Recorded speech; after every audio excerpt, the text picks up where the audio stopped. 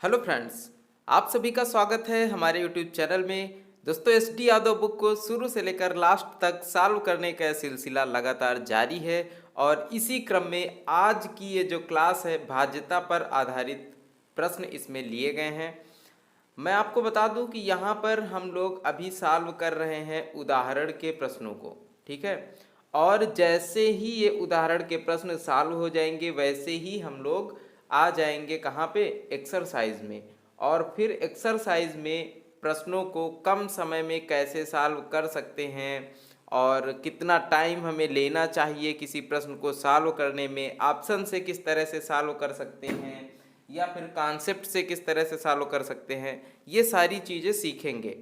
लेकिन कहते हैं ना कि सीखने का जो सिलसिला है ये धीरे धीरे चलना चाहिए और स्टेप वाइज हमें आगे बढ़ना चाहिए। तो स्टेप वाइज हम लोग आगे बढ़ेंगे और धीरे धीरे सीखते हुए आगे बढ़ेंगे, तब आपको भी अच्छा लगेगा और मुझे भी अच्छा लगेगा आपको सिखाने में और आपको भी अच्छा लगेगा सीखने में। फिलहाल मैं उन लोगों से कुछ बातें करना चाहूँगा जो लोग आज इस वीडियो में पहली बार जुड़ रहे हैं।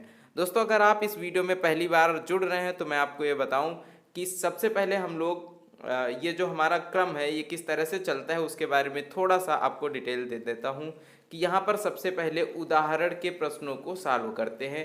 जैसा कि आपको पता है कि यहाँ पर एस डी यादव बुक को सॉल्व करा रहा हूँ मैं, ठीक है।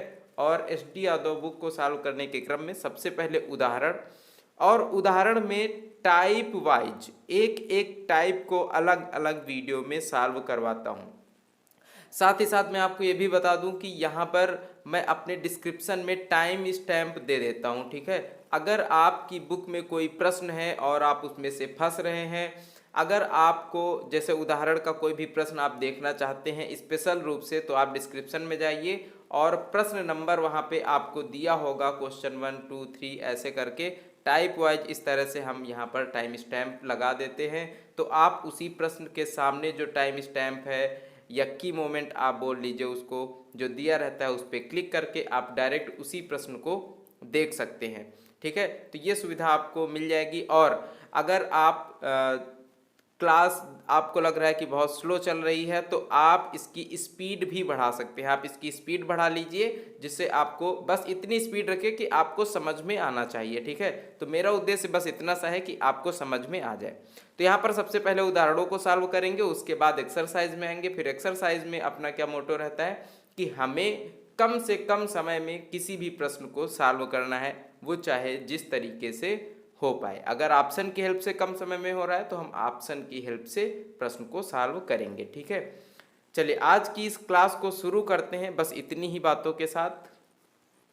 और सबसे पहले यहाँ पर क्योंकि विभाज्यता के नियम पर आधारित है, भाज्यता के नियम पर आधारित है, तो हमें समझना होगा कि किसी भी अंक की भाज्यता का नियम क्या होता है। जैसे यहाँ पर अगर 2 से भाज्यता के नियम की बात करी जाए तो देखिए यहाँ पर क्या लिखा हुआ है, जिन संख्याओं के इकाई का अंक सम हो।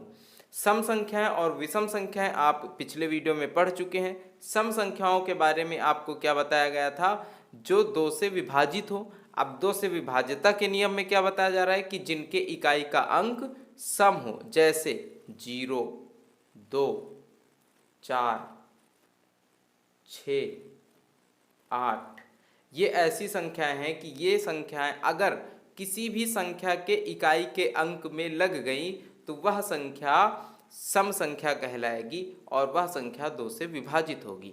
जैसे कोई भी संख्या हो 1 3, अगर यहाँ पर लास्ट में 2 लिखा हुआ है तो 132 2 से विभाजित होगी, ठीक है। और इसी तरह से कोई भी संख्या ले ले, मान लीजिए 145 और इसके आगे कुछ भी लिख देते हैं इस तरह से। अगर लास्ट में कुछ ऐसी संख्याएं आ जाएं जैसे 2 4 6 8, इनमें से कोई भी, जैसे यहाँ पर 8 आ गई है तो यह संख्या अब 2 से विभाजित हो जाएगी। तो बस 2 से विभाजिता का नियम बहुत ही सरल है, क्या है, जिन संख्याओं के इकाई का अंक सम हो वह संख्या 2 से विभाजित होगी। इकाई का अंक केवल इस लास्ट नंबर को देखेंगे, जो हमारे सबसे दाहिने ओर होगा वही इकाई का अंक होता है और यही नंबर अगर 2 से विभाजित है तो बस यह पूरी संख्या 2 से विभाजित हो जाएगी। आगे बढ़ते हैं और देखते हैं कि 3 से विभाज्यता का नियम क्या है। 3 से भाज्यता का नियम, संख्या के अंकों का योग 3 से विभाजित हो। थोड़ा सा समझिए कैसे। संख्या के अंकों का योग 3 से विभाजित हो, हम कैसे चेक करेंगे? जैसे मान लीजिए एक संख्या दी गई है 123। अगर हमें ये देखना हो कि संख्या 3 से विभाजित है या नहीं है, तो हम क्या करेंगे, इनमें जो भी अंक लिखे हुए हैं, जैसे ये 1 लिखा हुआ है 1, और ये 2 लिखा हुआ है तो प्लस करेंगे 2, ये 3 लिखा हुआ है तो प्लस कर देंगे 3, और इन सभी को जोड़ लेंगे। 3 2 5 1 6, कितना आ जाएगा? 6 आ जाएगा। अब ये 6 क्या 3 से विभाजित है? तो 3 का पहाड़ा पढ़ेंगे, 3 दूनी 6, यह 6 3 से विभाजित है, इसका मतलब संख्या जो है ये 3 से विभाजित है। ठीक है, तो इस तरह से 3 से विभाजिता का नियम क्या है कि संख्या के अंकों का योग 3 से विभाजित होना चाहिए। अगर संख्या के अंकों का योग 3 से विभाजित नहीं है, जैसे यहाँ पर कोई भी संख्या ले लेते हैं 5 3 1 2, ये संख्या है, पूछा जाए कि बताइए 3 से विभाजित है या नहीं है, तो आप क्या करेंगे? 2 1 3 3 6 6 5 11, यहाँ पर इनका योग कितना आ जाएगा? देखिए 5 + 3 + 1 + 2 कितना आएगा? 11 आ जाएगा। और 11 क्या 3 से विभाजित है? नहीं है, मतलब यह संख्या 3 से विभाजित नहीं है। ठीक है, तो 3 से विभाजिता का नियम क्या है? अंकों का योग इस तरह से जोड़ लेंगे और वो जो आए 3 से विभाजित होना चाहिए। ठीक है, चलिए आगे बढ़ते हैं और आगे देखते हैं कि 4 से विभाजिता का नियम क्या है। संख्या के अंतिम 2 अंकों से बनी संख्या 4 से विभाजित हो। कोई भी संख्या दी गई हो, 1 2 3 4 5 इस तरह से दिया गया हो, लेकिन लास्ट में जो दिया जाए अंतिम 2 अंक, और अंतिम 2 अंक यहाँ पर देखिए क्या है, हम कोई भी संख्या पूछी जाए कि ये 4 से विभाजित है या नहीं है, तो हम क्या करेंगे? अंतिम 2 अंकों को उठाएंगे, और अंतिम 2 अंक यहाँ पर क्या है? 20 है। 20 को देखेंगे कि क्या ये 4 से विभाजित है, तो ये 20 पूरी तरह से 4 से कट जाएगा। ठीक है, 4 पंचे 20, इसका मतलब यह पूरी की पूरी संख्या क्या है? यह संख्या 4 से विभाजित है। ठीक है, वहीं पर अगर कोई संख्या होती 1 2 3 4 5 और यहाँ पर 22 लिखा होता, तो देखते कि क्या ये 22 4 से विभाजित है। अगर 22 पूरी तरह से 4 से विभाजित नहीं है, तो यह संख्या भी पूरी तरीके से 4 से विभाजित नहीं होगी। तो 4 से भाज्यता का रूल भी आप समझ चुके होंगे कि लास्ट के 2 अंक, अंतिम 2 अंकों से बनी संख्या 4 से विभाजित होनी चाहिए, तभी यह संख्या 4 से विभाजित होगी। ठीक है, 5 से भाज्यता का नियम क्या है? 5 से भाज्यता का नियम कहता है कि किसी भी संख्या के इकाई का अंक या तो 0 हो या फिर 5 हो। इसका भी यही मतलब है कि संख्या के इकाई का अंक 5 से विभाजित हो रहा हो तो संख्या 5 से विभाजित हो जाएगी। कोई भी संख्या हो, 1 2 3, यहाँ पर अगर 5 लिखा हुआ है तो संख्या 5 से विभाजित है। 1 2 3 0 लिखा हुआ है, संख्या 5 से विभाजित है। लेकिन यहीं पर अगर लिखा हो 1 2 3 0 4, तो क्या यह संख्या 5 से विभाजित है? तो बिल्कुल नहीं है। क्यों? क्योंकि इसके इकाई का अंक जो है 4 है और यह 5 से विभाजित नहीं है। तो 5 से भाज्यता का नियम कहता है कि संख्या के इकाई का अंक 0 हो, यह 5 हो, तो संख्या 5 से विभाजित होगी। आगे बढ़ते हैं और 6 से भाज्यता का नियम समझते हैं। 6 से भाज्यता का नियम कहता है कि संख्या 3 से विभाजित होने वाली सम संख्या हो। देखिए, सम संख्या होने का मतलब क्या है कि संख्या 2 से विभाजित होगी। अगर कोई भी संख्या सम है तो वह 2 से विभाजित होगी। और यहाँ पर क्या लिखा हुआ है कि 3 से विभाजित होनी चाहिए, मतलब संख्या 3 से भी विभाजित हो और 2 से भी विभाजित हो, तब यह संख्या 6 से भी विभाजित हो जाएगी, कोई भी संख्या हो। अब अगर आपसे पूछा जाए कि बताइए 123 क्या यह संख्या 6 से विभाजित है, तो आपको क्या करना होगा? सबसे पहले 3 से विभाजित करेंगे, देखेंगे कि क्या 3 से विभाजित है, तो 2 1 3 3 6, 3 से विभाजित है। लेकिन क्या यह संख्या 2 से विभाजित है? तो 2 से विभाजिता के लिए आप क्या करेंगे? इकाई के अंक को देखेंगे, और इकाई का अंक क्या यहाँ पर सम है? नहीं है। इसका मतलब यह संख्या 3 से तो विभाजित है लेकिन 6 से विभाजित नहीं है। ठीक है, अब यहाँ पर अगर यही संख्या होती 1 2 3 और आगे लिखा होता 6, ठीक है, तो अब अगर पूछा जाता कि क्या यह संख्या 6 से विभाजित है, तो आप कहते कि 6 3 9 2 11 1 12, यहाँ पर इन्हें जोड़ने पर 12 आ रहा है, इसका मतलब यह संख्या 3 से तो विभाजित है। ठीक है, और इकाई का अंक भी सम है, इसका मतलब यह संख्या 2 से भी विभाजित है, इसका मतलब यह संख्या 6 से भी विभाजित हो जाएगी। तो 6 से विभाज्यता का नियम क्या है? 3 से विभाजित होने वाली सम संख्या होनी चाहिए। आगे बढ़ते हैं और 7 से विभाज्यता का नियम चेक करते हैं। 7 से भाज्यता का नियम क्या कहता है कि संख्या के इकाई के अंक का 2 गुना शेष संख्या में घटाने से प्राप्त परिणाम 7 से विभाजित हो। प्राप्त परिणाम जो है वो 7 से विभाजित हो। ठीक है, तो संख्या 7 से विभाजित हो जाएगी, संख्या 7 से कट जाएगी पूरी तरीके से। इसका अर्थ क्या है, कुछ इस तरह से समझते हैं। मान लीजिए एक संख्या है 147।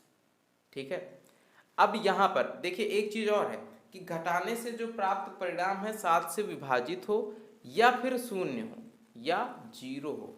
क्यों 0 हो? क्योंकि 0 जो है क्या वो 7 से विभाजित होगा? तो बिल्कुल होगा, 7 0 0।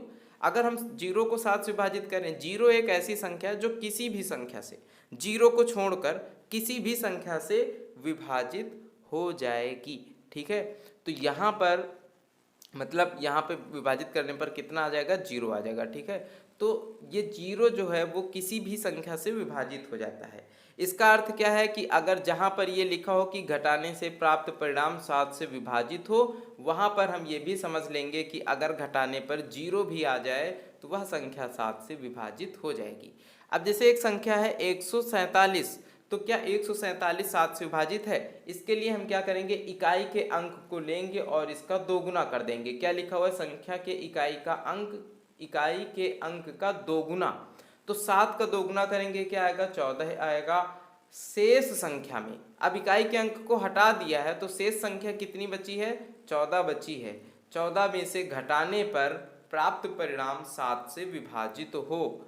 अब यहाँ पर कितना आ गया? 0 आ गया।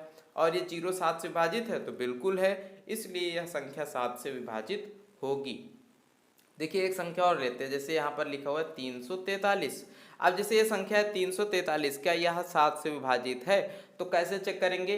इकाई के अंक को हटाएंगे और इसका 2 गुना करेंगे, 3 दूनी 6, और बाकी जो शेष संख्या लिखी है 34 यहाँ पर लिख देंगे। अब 34 माइनस में 6 करेंगे तो कितना आएगा? 34 में से 6 को घटा देंगे तो कितना आएगा? 8 और 2, अब आ गया है 28। और बताइए क्या 28 7 से विभाजित है? तो 7 के पहाड़े में आता है ना, 7 चौको 28, 28 7 से विभाजित है, इसका मतलब ये संख्या 343 भी 7 से विभाजित है। तो 7 से भाज्यता का नियम आपको समझ में आया होगा कि संख्या के इकाई के अंक का 2 गुना शेष संख्या में, इस इकाई के अंक को हटाने के बाद जो संख्या बच रही हो उसमें से घटाने पर जो परिणाम हमें प्राप्त होता है वह 7 से विभाजित होना चाहिए या फिर शून्य होना चाहिए, तो संख्या 7 से विभाजित हो जाएगी। ठीक है, आगे बढ़ते हैं और आगे दिया गया है 8 से भाज्यता का नियम। अब 8 से भाज्यता के नियम में क्या बोला जाता है कि संख्या के अंतिम 3 अंकों से बनी संख्या 8 से विभाजित होनी चाहिए। जैसे कोई भी संख्या ले लेते हैं, 1 2 3 8 1 6, इस तरह से हमने एक संख्या को ले लिया। अब यहाँ पर देखिए हमें क्या करना है कि संख्या के अंतिम 3 अंकों से बनी संख्या, अंतिम 3 अंक कौन से हैं? 816 है, तो यहाँ पर 816 को लिख लेंगे। बस अगर ये 816 8 से पूरी तरह से विभाजित हो रहा है, इसका मतलब ये संख्या पूरी तरीके से 8 से विभाजित हो जाएगी। तो 8 से काटेंगे, 8 एकम 8, 8 दूनी 16, यहाँ पर भागफल कितना है? 102। इसका मतलब ये है कि 816 देखिए संख्या 8 से पूरी तरह से विभाजित हो जाएगा। तो फिर ये जो संख्या है 1,23,816, यह भी 8 से पूरी तरीके से विभाजित हो जाएगी। समझ में आ गया होगा कि अंतिम 3 अंकों को केवल 8 से भाग करके देखना है। देखिए यहीं पर समझ लेते हैं कि अगर 2 लिखा हुआ है तो 2 के लिए केवल अंतिम 1 अंक, केवल और केवल क्या? इकाई का अंक चेक करना है। ठीक है, केवल इकाई का अंक।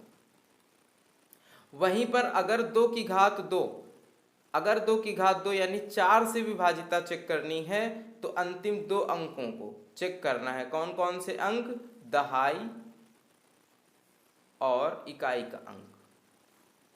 दहाई और इकाई के अंक से मिलकर बनी संख्या को चेक करना है। अब जब 2 की घात 3 होती है यानी 8, तो अंतिम 3 अंकों को हमें चेक करना है, मतलब सैकड़ा, दहाई और इकाई के अंक को हमें चेक कर लेना है कि यह 8 से विभाजित होगा या नहीं होगा। ठीक है, तो इस तरह से आप समझ सकते हैं कि अगर मान लीजिए हमें कल को पूछा जाए कि 16 से संख्या विभाजित होगी या नहीं होगी, तो 16 क्या है, 2 की घात 4 है। इसका मतलब क्या करेंगे कि अंतिम 4 अंक उठाएंगे और देखेंगे कि क्या यह 16 से विभाजित है। अगर अंतिम 4 अंक 16 से विभाजित हो रहे हैं तो वह संख्या 16 से विभाजित हो जाएगी। इस तरह से हम इसे समझ सकते हैं। ठीक है, चलिए अब आगे बढ़ते हैं और आगे देखिए क्या दिया गया है। 9 से भाज्यता का नियम। संख्या के सभी अंकों का योग 9 से विभाजित होना चाहिए। समझ लीजिए, जिस तरह से 3 से विभाजिता का नियम है बिल्कुल उसी तरह से 9 से भी विभाजिता का नियम है। बस यहाँ पर जब 3 से विभाजिता का नियम क्या कहता है कि संख्या के सभी अंकों का योग 3 से विभाजित हो, और 9 से विभाजिता का नियम क्या कहता है, संख्या के सभी अंकों का योग 9 से विभाजित होना चाहिए। जैसे संख्या लिखी थी 1 2 3, 3 2 5 1 6, यह संख्या 3 से विभाजित है लेकिन 9 से विभाजित नहीं है।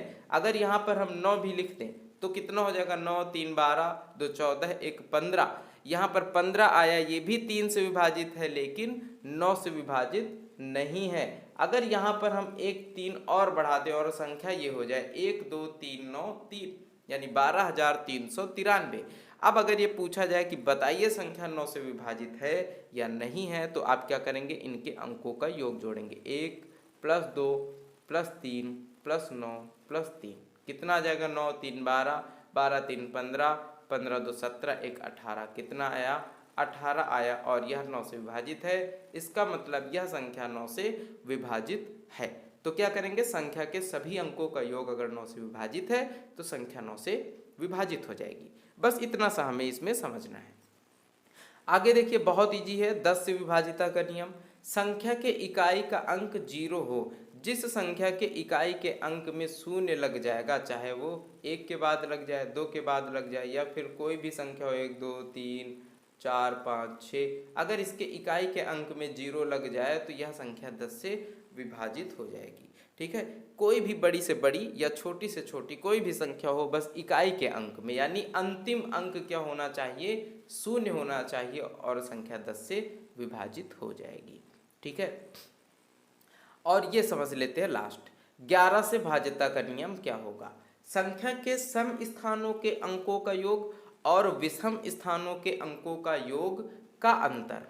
सम स्थानों के अंकों के योग और विषम स्थानों के अंकों के योग का अंतर 11 से विभाज्य हो। अब जब यहाँ पर लिखा हुआ है 11 से विभाज्य हो, इसका मतलब कि 11 से विभाज्य हो या शून्य हो। ठीक है, तो संख्या 11 से विभाजित हो जाएगी। जैसे एक संख्या है 1331। ठीक है, अब ये संख्या, ये उदाहरण है, ये संख्या क्या है, 1331 है। अब इसके सम स्थान और विषम स्थान कैसे पता चलेंगे, यहाँ से शुरू करेंगे 1, और ये है 2, ये है तीसरे स्थान पर, तो ये विषम वाला स्थान हो गया 1 और तीसरे नंबर पर, इन्हें जोड़ लेंगे, 3 1 4। ठीक है, और इसी तरह से इसे भी जोड़ लेंगे, ये 3 1 4, बस इन दोनों का अंतर निकालेंगे, कितना आएगा, 0 0 आ गया। इसका मतलब संख्या 11 से विभाजित है, तो जो 1331 है ये संख्या 11 से विभाजित हो जाएगी। ठीक है ना, और एक संख्या लेकर के देखते हैं। ठीक है,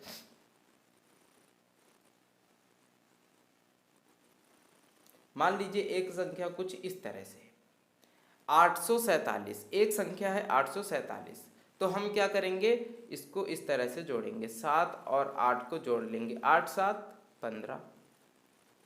अब यहाँ पर केवल 4 ही है और कुछ है नहीं, तो माइनस कर देंगे, क्या 4, कितना आ जाएगा, 11 आ जाएगा। इसका मतलब यह संख्या 11 से विभाजित है। अभी हमें आगे प्रश्न भी मिलेंगे इससे रिलेटेड, तो बस हमें इतना समझ लेना है कि हम इस तरह से बना लेंगे, यहाँ से शुरू करेंगे और एक एक अंक छोड़कर इस तरह से काउंट करेंगे, और फिर उसके एक अंक ये छोड़ करके ये बीच वाले से शुरू करेंगे, यानी दूसरे अंक से शुरू करेंगे, और फिर एक एक छोड़ करके इस तरह से जोड़ते चले जाएंगे और फिर इनका अंतर निकाल लेंगे।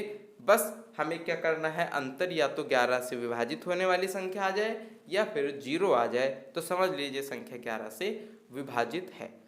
अब हम लोग बढ़ते हैं प्रश्न की तरफ, क्योंकि हमने रूल समझ लिए हैं। अब फटाफट से प्रश्न देखेंगे। अब प्रश्न की तरफ बढ़े तो पहला प्रश्न क्या लिखा हुआ है कि 17 स्टार 17 और ये स्टार लगा हुआ है 3, 3 से भाज्य है, 3 से भाज्य है तो स्टार का मान बताओ। अब बताइए, अगर यह संख्या 3 से भाज्य है तो इसके लिए क्या होना चाहिए कि इस संख्या के सभी अंकों का योग जो है वो 3 से विभाजित होना चाहिए। सभी अंकों को जोड़िए, 1 + 7 प्लस स्टार और +3, इन्हें जोड़ेंगे 7 1 8 और 8 3 11 प्लस स्टार। तो अब बताइए स्टार की कौन कौन सी ऐसी वैल्यू हैं जिन्हें रखने पर संख्या यहाँ पर 3 से विभाजित हो जाएगी। तो 11 के साथ अगर 1 जोड़ दिया जाए, मतलब स्टार की वैल्यू 1 रख दी जाए, तो कितना हो जाएगा, 11 + 1 कितना हो जाएगा, 12 हो जाएगा और संख्या 3 से विभाजित हो जाएगी। अब 1 के बाद अगर इसमें 3 और जोड़ दें, 3 1 4, अगर स्टार की वैल्यू हम लोग 4 रख दें तो कितना हो जाएगा, 11 + 4 15 हो जाएगा और यह फिर से 3 से विभाजित हो जाएगा। इसमें फिर से 3 जोड़े तो कितना आएगा, 7 आएगा और अगर 11 के साथ अगर 7 जोड़ दिया जाए तो 11 7 18 होगा और यह संख्या फिर से 3 से विभाजित हो जाएगी। तो यहाँ पर 3 पॉसिबल वैल्यू हैं, कौन कौन सी, 1 4 और 7, जिन्हें रखने पर स्टार की जगह पे यह संख्या 3 से विभाजित हो जाएगी। अगर हमें यहाँ पर स्टार का मान पूछा गया होता कि स्टार का छोटा सा छोटा मान, छोटे से छोटा मान पूछा गया होता तो क्या आता, 1 आता। बड़े से बड़ा मान पूछा गया होता तो क्या आता, 7 आता। लेकिन यहाँ पर न छोटा बोला गया है न बड़ा, स्टार के मान हमें बताने हैं तो क्या क्या हो सकते हैं, 1 4 और 7 हो सकते हैं। ठीक है, अगले प्रश्न की तरफ बढ़ते हैं। यदि 18 स्टार 4 4 से भाज्य हो तो स्टार के स्थान पर आने वाला छोटा से छोटा अंक क्या होगा। छोटे से छोटा अंक हमें बताना है और 4 से भाज्यता का नियम अभी क्या समझा हम लोगों ने कि अंतिम 2 अंक, ये अंतिम 2 अंक अगर 4 से विभाजित हो जाएं तो यह संख्या 4 से विभाजित होगी। तो स्टार की वैल्यू अगर हम लोग 0 रख दे तो क्या आ जाएगा, 0 4। अब बताइए क्या ये 4 से विभाजित है, तो 4 एकम 4 विभाजित है, इसका मतलब स्टार की वैल्यू क्या यहाँ पर आ जाएगी, 0 आ जाएगी। ठीक है, क्यों, क्योंकि छोटे से छोटा अंक पूछा जा रहा है और पूरे पूरे नंबर सिस्टम में सबसे छोटा अंक क्या है। अगर यहाँ पर जो रखने के लिए यहाँ पर सबसे छोटा अंक कौन सा होगा, 0 होगा। क्यों, क्योंकि यहाँ पर हम माइनस की वैल्यू पुट नहीं कर सकते हैं, हमें पॉजिटिव मान ही रखने होंगे, क्योंकि हम यहाँ पर संख्या के बीच में किसी अंक को रख रहे हैं और जो अंक होते हैं हमारे वो कौन कौन से होते हैं, 0 1 2 3 4 5 6 7 8 और 9, यही 10 अंकों से मिलकर के सारी संख्याएं बनी होती हैं। तो यहाँ पर कौन सा अंक रखा जाएगा, 0 रखा जाएगा। क्यों, क्योंकि यह सबसे छोटा अंक है जिसे रखने पर यह संख्या 4 से विभाजित हो जाएगी। आगे बढ़ते हैं, यहाँ पर देखते हैं कि यदि 8 से विभाजित होने वाली कोई संख्या 5 2 4 स्टार है तो स्टार के स्थान पर छोटे से छोटा अंक क्या होगा। अब संख्या अगर 8 से विभाजित है तो हमें क्या करना होगा, लास्ट के 3 अंक चेक करने होंगे, 2 4 और स्टार, यह 8 से विभाजित होना चाहिए। तो बताइए अगर स्टार की जगह पर हम लोग 0 रख दे तो संख्या हो जाएगी 240 और 8 से काटेंगे तो 8 त्रिक 24, पूरी तरीके से ये कट जाएगी। इसका मतलब यहाँ पर भी स्टार की वैल्यू क्या होगी, 0 होगी और यही सही हो जाएगा उत्तर हमारा। ठीक है, अगले प्रश्न की तरफ बढ़ते हैं। स्टार का वह छोटे से छोटा मान ज्ञात कीजिए जिसे 5 स्टार 6 9 से विभाजित है, 9 से भाज्य। तो 9 से भाज्य होने के लिए क्या होना चाहिए दोस्त, इसका योग जो है तीनों अंकों का 5 प्लस स्टार प्लस 6 क्या होना चाहिए, 9 से भाज्य होना चाहिए, 9 से विभाजित हो जाना चाहिए। छोटे से छोटा मान ज्ञात करना है तो 6 और 5 कितना हुआ, 11 प्लस स्टार, इसका मान कुछ ऐसी संख्या हो जो 9 से विभाजित हो। तो 9 के पहाड़े में क्या आता है, 9 दूनी 18। अब 18 बनाने के लिए हमें क्या करना होगा, 11 प्लस स्टार बराबर कितना आना चाहिए, 18। तो स्टार की वैल्यू कितनी आ जाएगी, 7 आ जाएगी। यानी यहाँ पर संख्या कितनी रख दी जाए, स्टार की जगह पर 7 रख दिया जाए। स्टार की वैल्यू अगर 7 रख दिया जाए तो यह संख्या 9 से विभाजित हो जाएगी। ठीक है, आगे बढ़ते हैं। प्रश्न नंबर 5 में दिया जा रहा है 3, 4 स्टार 7 में स्टार के स्थान पर क्या रख दिया जाए जिससे यह संख्या 11 से भाज्य हो जाए।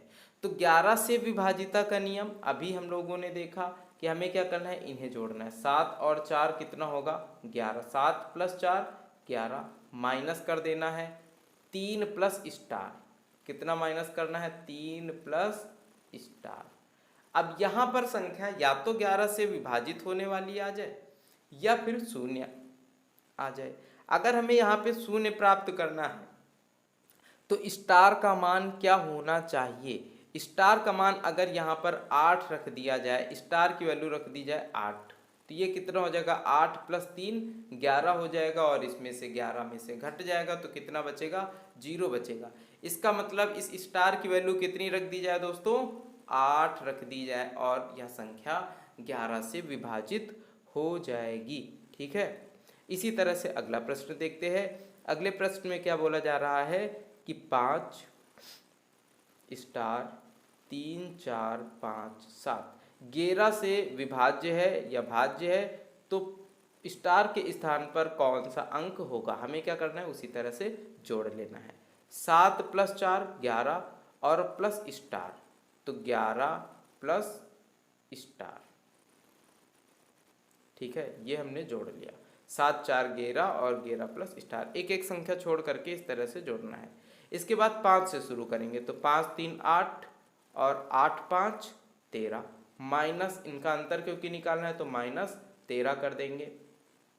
ठीक है, यहाँ पे जब माइनस 13 किया तो देखिए अब बताइए हमें क्या लेकर के आना है, यहाँ पे 0 या 11 से कटने वाली कोई एक संख्या लेकर के आना है। तो 0 लाना बहुत आसान है, अगर हम इस स्टार की वैल्यू कितनी रख दे, 2 रख दे, तो ये कितना हो जाएगा, 11 प्लस 13 और इसमें से 13 माइनस हो जाएगा तो कितना बच जाएगा, 0 बच जाएगा। इसका मतलब क्या है, स्टार की वैल्यू कितनी आएगी, 2 आ जाएगी और यही हमारा सही उत्तर हो जाएगा। अगर हम यहाँ पर 11 लाना चाहें, देखिए आप लोगों के मन में डाउट होगा कि हम यहाँ पे 11 क्यों नहीं ला सकते हैं। अगर हमें यहाँ पे 11 लाना हो तो हमें यहाँ पे कितना जोड़ना होगा, 11 यहाँ पर दिया गया है तो हमें प्लस कितना करना होगा, 13 करना होगा। स्टार की वैल्यू कितनी रखनी होगी, 13 रखनी होगी, जो कि क्या हो जाएगा, गलत हो जाएगा, क्योंकि यहाँ पर यह कितने अंकों की संख्या है, 1 2 3 4 5 6 और हमें ध्यान रखना है कि यह 6 अंकों की संख्या ही रहनी चाहिए। जबकि अगर हम स्टार की जगह पर 13 मान रखेंगे तो यह हमारा क्या हो जाएगा, गलत मान हो जाएगा। फिर यह 13 रख देंगे तो ये 7 अंकों की संख्या हो जाएगी और फिर जब हम यही प्रक्रिया इस तरह से दोहराएंगे तो फिर यहाँ पर मामला गड़बड़ हो जाएगा। आई होप आपको ये सारे प्रश्न समझ में आ गए होंगे और आपको भाज्यता का जो नियम है वो भी समझ में आ गया होगा, 2 से लेकर के 11 तक का। फिलहाल दोस्तों SD यादव बुक में 2 से लेकर 11 तक के ही भाज्यता के नियम से रिलेटेड क्वेश्चंस हैं, या फिर हम एक्सरसाइज में आगे देखेंगे कि और कौन कौन से क्वेश्चन हैं। अगर कुछ क्वेश्चन आते हैं किसी और संख्या के भाज्यता के नियम पर आधारित, तो वो भी मैं आपको क्वेश्चन एक्सरसाइज में कराने के टाइम पर ही बता दूंगा। फिलहाल यहाँ पर जो टाइप वाइज चल रहा है, अभी उदाहरण चल रहे हैं और उदाहरणों में आपके जो क्वेश्चंस थे वो 2 से लेकर के 11 तक के बीच में ही थे, इसलिए यहाँ पर 2 से लेकर के 11 तक के भाज्यता का नियम आपको बताया गया है। ठीक है, बाकी अगर आप चाहें और भी भाज्यता के नियम पर आधारित वीडियो तो आपको मेरे चैनल पर मिल जाएंगे, जिन्हें आप जा करके देख सकते हैं। इसके बाद जो नेक्स्ट वीडियो होगा वो होगा टाइप 8 घातांकीय भाग पर आधारित प्रश्न। दोस्तों ये जो प्रश्न है ये परीक्षा में डायरेक्ट पूछे जाते हैं और काफ़ी ज़्यादा मात्रा में आते हैं, लगभग हर परीक्षा में एक आधा प्रश्न आ ही जाता है घातांकीय भाग पर आधारित। ठीक है, तो इस क्लास को आप लोग बिल्कुल भी मत मिस करिएगा और अगर आप चैनल पर नए हैं तो चैनल को सब्सक्राइब कर लीजिए। अगर आपको वीडियो पसंद आता है और लगता है कि किसी और की भी हेल्प हो सकती है तो उसे आप ज़रूर शेयर करिए मेरे वीडियोस को। और इसी के साथ इस वीडियो को यहीं पर समाप्त करते हैं। मिलते हैं आप लोगों से नेक्स्ट वीडियो में अगले टॉपिक के साथ, जो कि होगा घातांकीय भाग पर आधारित प्रश्न। तब तक के लिए बाय बाय, टेक केयर, अपना ख्याल रखिए।